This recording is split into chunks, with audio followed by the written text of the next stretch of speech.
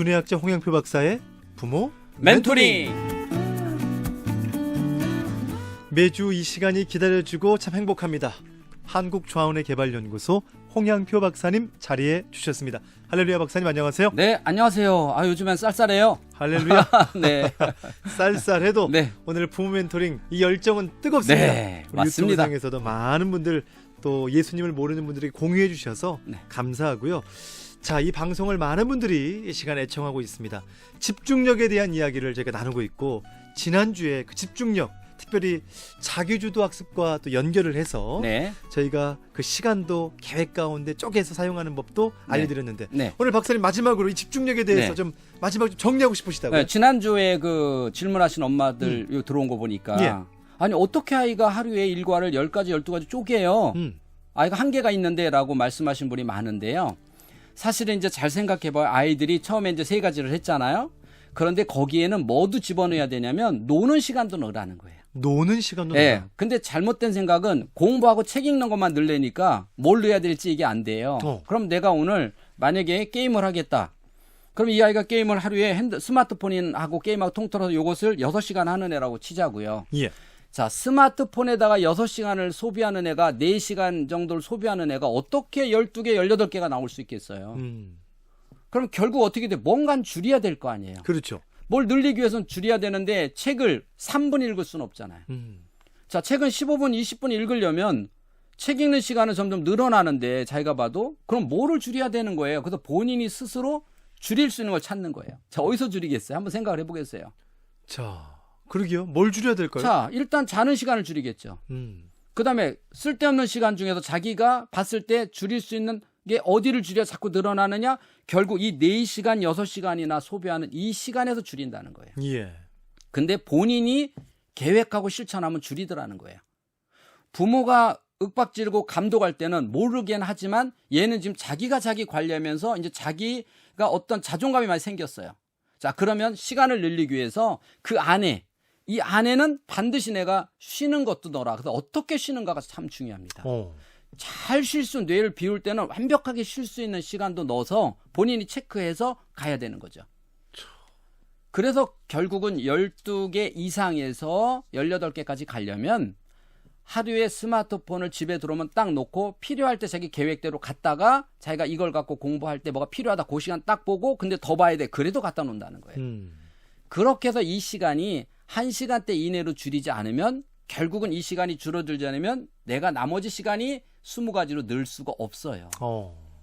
대단하잖아요. 그렇게 스마트폰 하나 끊으려고 열심히 했는데 안 됐는데 이렇게 본인이 스스로 자기를 컨트롤하다 보니까 즉 내가 나를 컨트롤하다 보니까 내가 나를 컨트롤이 되더라는 거예요. 그러니까 자연스럽게 줄어들게 되는 거죠. 네, 근데 지금까지는 나를 누가 컨트롤했어요?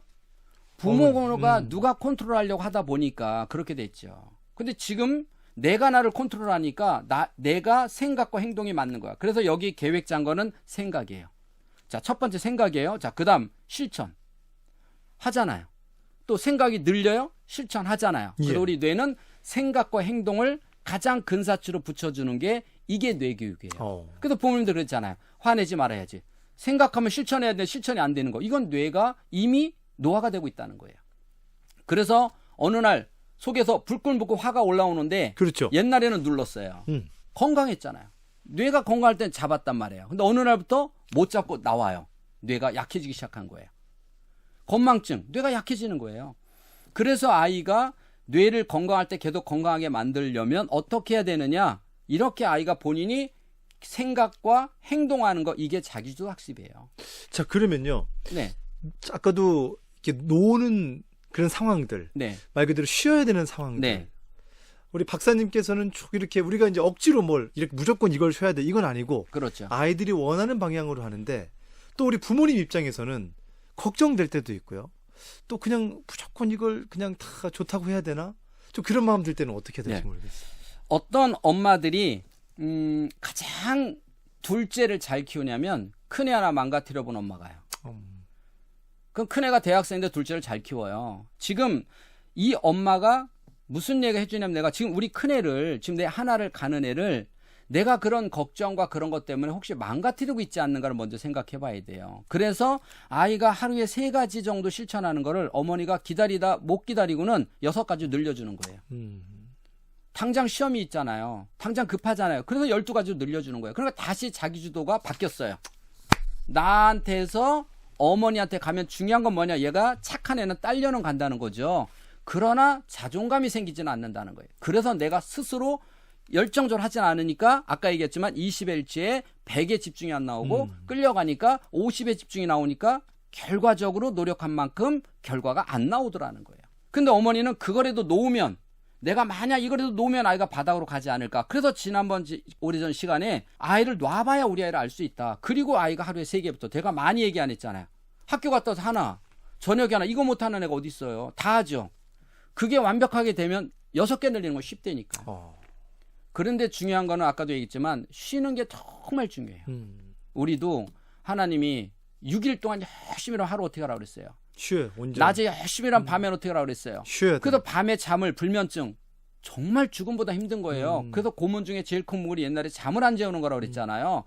이게 하나님이 인간을 만드는 뇌의 원리예요. 그러면 낮에도 우리 공부만 할 수는 없다는 거예요. 우리가 하루 종일 12시간 생방하면 그 사람 죽어요. 오래 못 가요. 똑같아요. 얘가 어떻게 쉬는가도 정말 중요하다는 거예요. 그런데 아이들은 엄마 나 쉴 때 게임할게. 그렇죠. 그게 이제 일반적으로 가거든요. 네, 그래서 쉴 때 뇌를 더 과부하를 만드는 거예요. 그래서 쉴 때는 정말 뇌를 쉬게 해주라는 거예요. 그럼 박사님은 어떻게 그래도 쉬라고 좀 권면은 어떻게 하세요? 그래서 아이들이 쉴 때는 뭐냐 아무 생각 없이 이야기하는 거를 뭐라고 해요? 대화라고 그러는 거예요. 아무 생각 없이 얘기하잖아요. 우리가 예를 들어서 지금 이런 건 생각하고 말하잖아요. 그렇죠. 근데 우리가 편한 친구야 오랜만에 지기가 만났어. 그럼 우리가 뭐 계획하고 말하나요? 그냥 야, 막 우리 말하죠. 옛날에 좋았지. 예, 막 맞아요. 예. 그러다 보니까 자꾸 옛날 얘기, 남자들 군대 얘기하다 보면 밤새 얘기하죠. 계획하고 말하나요? 아니에요. 행복하니까 밤새 얘기하잖아요. 그렇게 말 없는 남자가 군대 얘기만 나오면 2시간을 떠들잖아요. 왜 그러냐는 거죠. 뇌가 쉬고 있으니까 행복한 거예요. 몸은 피곤해. 2시간 앉아 있어야 되니까 뇌는 행복한 거예요. 그걸 가정에서 어머니와 아이와 소통이라고 해요. 그래서 아이가 쉴 때는 편안하게 즐거운 대화하고 이야기를 나눠야지 엄마 나 쉴 테니까 들어가서 게임할게요. 그래 공부했으니까 들어가서 쉬어라 게임해라. 이건 뇌를 더 과부하 만드는 거예요. 긴장하게 하는 거죠. 그렇죠. 스트레스하고 똑같은 뇌를 만들어주잖아요. 그러니까 아이들이 이런 게 있어요. 자 그러면 엄마 나 공부할 때 게임 먼저 하고 공부할게요. 자 게임을 했어요. 자 이제 그만하고 공부해라. 엄마 30분만 하고 할게요. 알았어. 자 그리고 30분 하고 들어갔어. 5분 뒤에 따라 들어가 봤더니 엎드려 자. 왜? 이미 뇌가 다 썼어요. 그래서 쉬는 훈련을 시켜야 되는 거예요.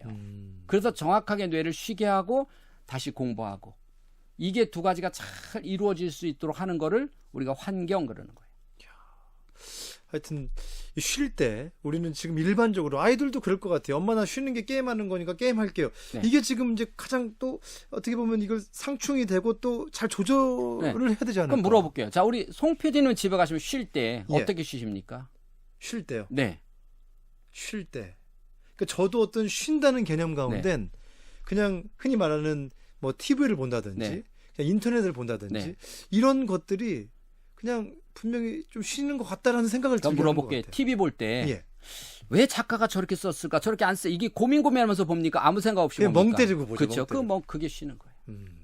그러니까 대화할 때 즐거운 고민하지 않고 취재하듯이 아이 많지 형사가 취재하듯이 물어보는 게 아니라 아무 생각 없이 옛날 추억거리 얘기할 수 있는 이런 분위기를 잡는 게 그게 남자들이 TV 앞에 앉아서 아무 생각 없이 보는 거지. 제가 왜 저럴까? 나 잠깐 저렇게 안 쓸 텐데 이 후반이 어떻게 될까? 막 이런 고민하면서 보지 않는다는 거예요. 그게 뇌를 쉬게 하는 거예요. 자 게임하는 애들 봐요. 막 눈이 어떻게 돼요? 반짝반짝. 그렇죠. 이겨야 되니까. 네. 그거는 뇌가 쉬는 게 아니라는 거죠.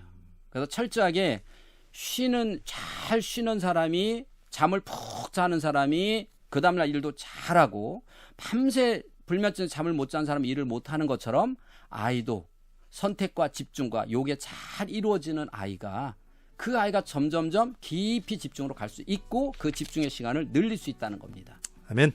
집중력을 어떻게 늘릴 것인가 오늘 이 쉼에 대한 이야기도 네. 여러분과 또 마지막으로 함께했습니다.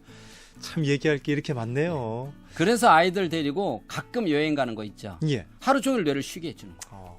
참 좋습니다. 네. 자유롭게 여행할 수 있는 그런 시간이 네. 오늘 또 오기를 기도하고요. 네. 지금까지 한국자원의 개발연구소 홍양표 박사님과 함께했습니다. 오늘 발걸음 고맙습니다. 네, 감사합니다.